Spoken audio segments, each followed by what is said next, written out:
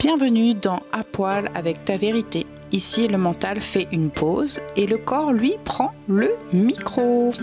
Parce que oui, ton corps parle et parfois il crie plus fort que tes mots. Aujourd'hui, on descend, pas dans les abysses, non, on descend dans la maison vivante, le corps, le compagnon de toujours, qui a toujours su, même quand toi tu doutais, celui de la maison de l'âme, puisque le corps, plus le cœur, plus l'esprit, cette congruence crée l'âme. Alors, moi, j'ai longtemps habité mon corps comme une coloc. Pas très à l'aise, je lui parlais peu, je l'ignorais même quand il disait stop, mais vraiment le gros stop, tu vois, les crises d'angoisse, mon burn-out. Je l'écoutais vraiment pas du tout. Je lui demandais de sourire quand il avait envie de hurler, je le punissais quand il ne ressemblait pas à mes attentes, Photoshop, de façon, voilà. Et lui, il encaissait, il somatisait, il me susurrait je t'aime avec des mots que je ne voulais pas écouter, que je ne comprenais pas aussi.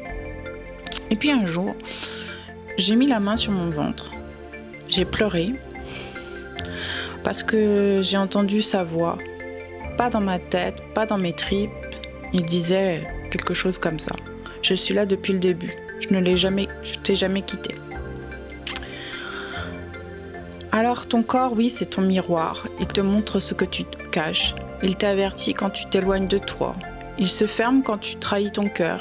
Et il s'ouvre quand tu dis oui à ta vérité. Et comment il fait ? En te faisant ressentir des émotions.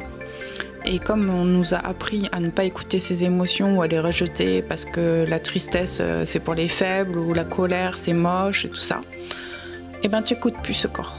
Tu n'écoutes plus ces émotions, ces sensations qui sont censées te permettre de diriger ta vie et de créer ta vie avec ton cœur. Voilà, donc je vais t'inviter à faire un petit voyage court mais profond. Assieds-toi, allonge-toi, peu importe la position, mais sois tranquille, mets-toi à l'aise et ferme les yeux. Pose ta main sur une zone de ton corps qui t'appelle, pas celle qui va bien, celle qui demande à être regardée, d'accord ? Tu verras, ta main va se diriger tout seul vers ça. Ça peut être ton ventre, ça peut être ta gorge, ça peut être ton sexe, ça peut être ton dos, tes mains. Et demande-lui, qu'est-ce que tu veux me dire là, maintenant ? Ne force pas la réponse, écoute, respire, ressens. Ça va arriver sous forme de sensations, d'émotions, d'images, de symboles, de couleurs, ou même des fois une odeur. Il n'a pas besoin de mots, il y a juste besoin d'être accueilli, cette partie du corps. Voilà. Tu vois, ton corps, c'est pas une machine, c'est un outil, c'est pas un décor, c'est ton meilleur ami pour toute ta vie, c'est celui qui va te permettre de vivre ici, dans cette vie, toute ta vie. C'est ton oracle, ton complice, ton livre vivant. Et voilà. Et ça, c'est important de le redécouvrir parce qu'on ne nous l'a pas appris quand on était jeune. On nous a plutôt appris à le dénigrer, à le critiquer, etc., etc.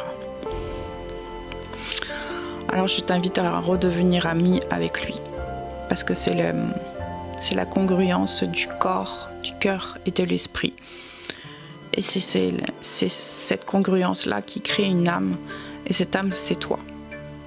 Moi, mon âme ici s'appelle Adeline.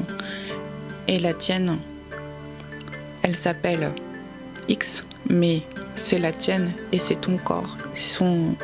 Et c'est la congruence de tout ça. Et il a juste envie de vivre. Cette âme a juste envie de vivre. Voilà. Merci d'avoir descendu avec moi dans cette chambre vivante qui est ton corps. Et si aujourd'hui il t'a murmuré un merci, alors c'est quelque chose en toi, c'est réconcilié. Dans les prochains épisodes, on ira jouer dans le paradoxe à poil avec mes vérités contradictoires. Parce que parfois, je suis plusieurs et j'ai appris à ne plus m'en vouloir pour ça. Et retrouve chaque épisode sur la plateforme YouTube, Spotify et n'oublie pas d'aller retrouver mes services sur www.phoenixadeline.com. Et n'oublie pas que j'ai écrit aussi un livre, Nos âmes cœurs, mon chemin d'éveil à l'amour en soi, disponible sur Amazon. Et si ce voyage t'a touché dans le corps, dans le cœur, offre-le à une autre âme qui a oublié que son corps est un temple, pas un ennemi, pas une vitrine. Et à bientôt dans l'onde du vivant.